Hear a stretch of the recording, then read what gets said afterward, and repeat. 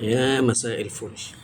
في الفيديو اللي فات قلت إن الفيديو بيتم إهدائه للإفراج عن كبير الألتراس الزملكاوي سيد مشاغب، لأفاجأ بإن سيد مشاغب اتقبض عليه تاني.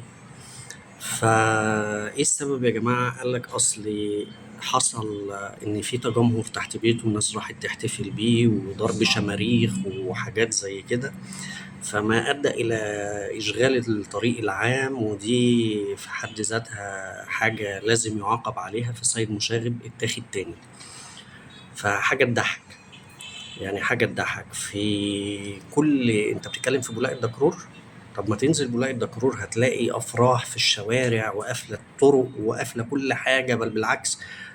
سيد مشاغب الناس كانت بتحتفل بيه في شماريخ، يعني أو بشماريخ.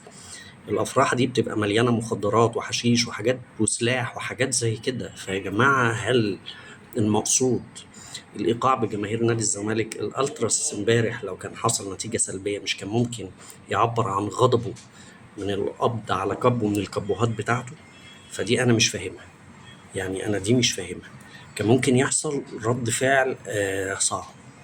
دي حاجة تانية، هي ليه مخرجين التلفزيون ما بيذيعوش دخلات الزمالك؟ ده تالت ماتش على التوالي دخلات الزمالك ما تتذاعش. فيعني انا مش فاهم في ايه مع دخلات، ده دخلة رحمة محسن وهدير عبد الرازق اتذاعت، يعني ليه دخلات الزمالك ما بتتذاعش؟ يعني انا مش فاهم والله. انت يعني المفروض نسوق للمنتج بتاعنا، نقول ان احنا عندنا كورة، ان احنا عندنا جماهير، ان احنا عندنا حاجة حلوة. فهل يعني انا مش فاهم والله، انا مش فاهم. بس برضو كل الحاجات دي مش هتأثر على فرحتنا، مش هتوقفنا. ان شاء الله الزمالك السنه دي بطل الكونفدراليه وبطل الدوري. وان شاء الله يا جماعه، بعد اذنكم لما سيد مشاغب يطلع تاني ما حدش يعبره ولا يروح له عند بيته، بعد اذنكم. السلام عليكم.